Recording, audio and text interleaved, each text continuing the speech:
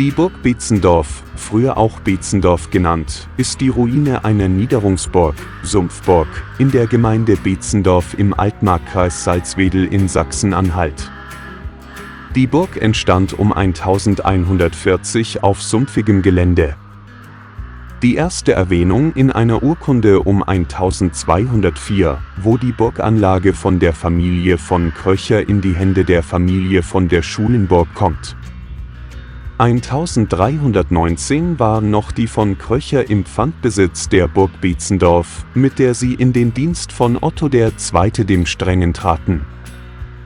1323 wurde in einem Vertrag erwähnt, dass Otto der Milde das Schloss Beetzendorf erworben hatte, was im Zeitraum von 1319 bis 1322 geschehen sein muss.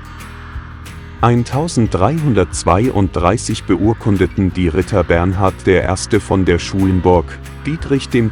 von der Schulenburg und Werner III. von der Schulenburg auf der Burg zu Beetzendorf eine Stiftung. 1340 erfolgte eine erste Realteilung der Burg Beetzendorf zwischen dem schwarzen und dem weißen Stamm des Geschlechts von der Schulenburg, den damaligen Besitzern der Burg.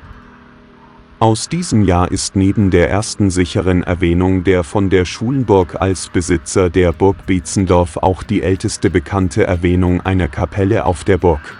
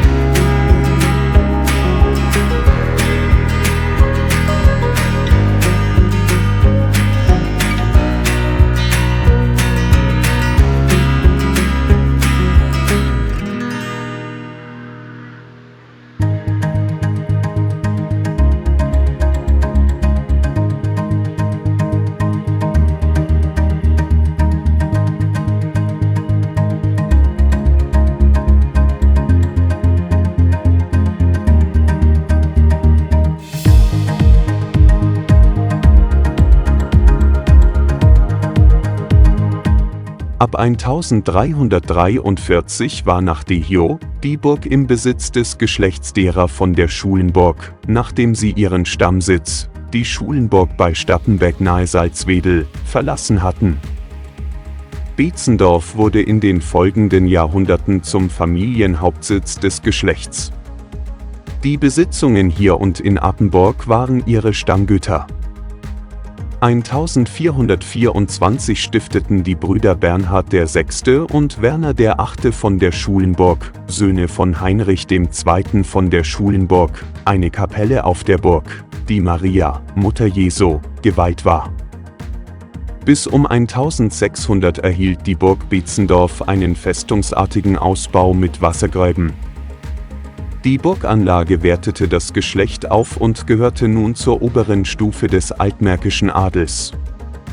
Von der zweiten Hälfte des 16. Jahrhunderts an siedelten sich die Mitglieder der adligen Familie im Dorf Beetzendorf und der Umgebung an, sodass die Befestigungsanlagen nutzlos wurden.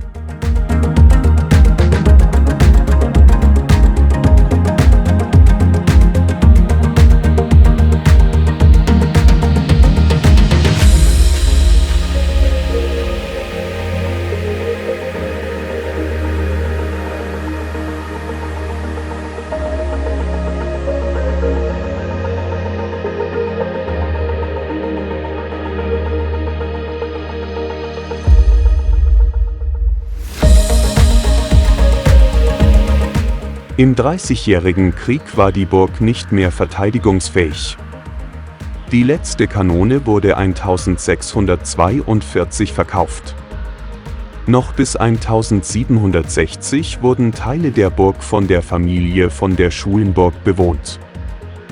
Letzter Burgherr, Der die Burg selbst bewohnte, war Freiherr Achatz II. Von der Schulenburg, ein Sohn von Levin IV. Von der Schulenburg und seiner Frau Anna Maria geborene von Weltheim aus dem Hause Hartke. Er ließ in der Vorburg der Burg Beetzendorf den Lieberoser Hof erbauen, der im 19. Jahrhundert größtenteils niedergelegt wurde.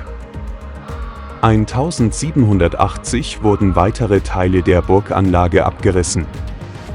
1845 wurde bei einem Rezess das Grundstück mit der Burgruine dem Großen Hof zugeschlagen. Heute sind von der Burg nur noch Ruinen übrig, die im Hochwald des Beetzendorfer Parks liegen. Unweit davon befindet sich der etwa 20 Meter hohe Bergfried aus rotem Backstein.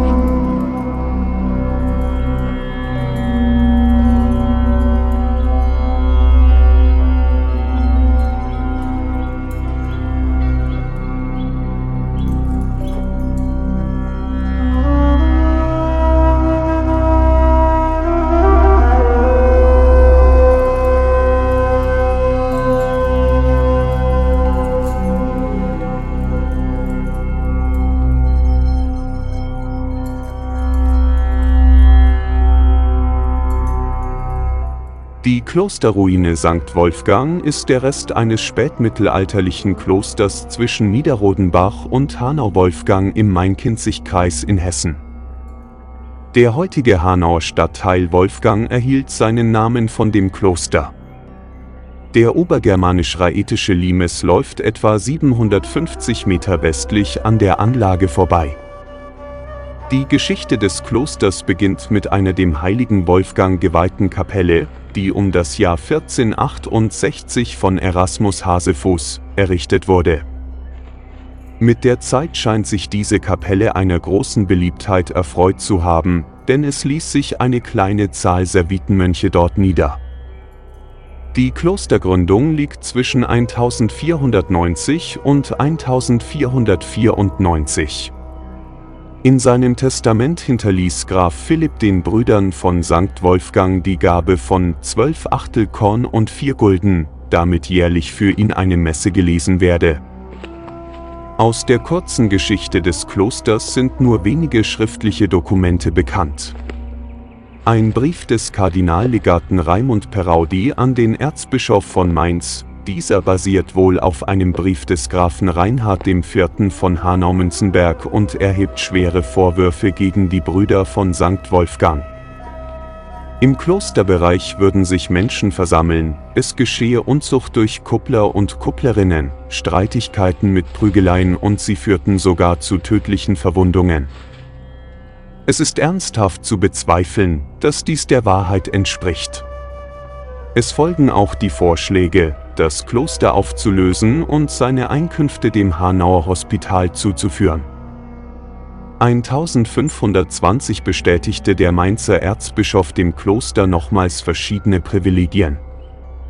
1525 wurde das Kloster während des Bauernkriegs von Hanauer Bürgern geplündert und teilweise zerstört. Danach wurde das Kloster, das zuletzt von einem Prior und 4 Mönchen bewohnt gewesen sein soll, aufgegeben.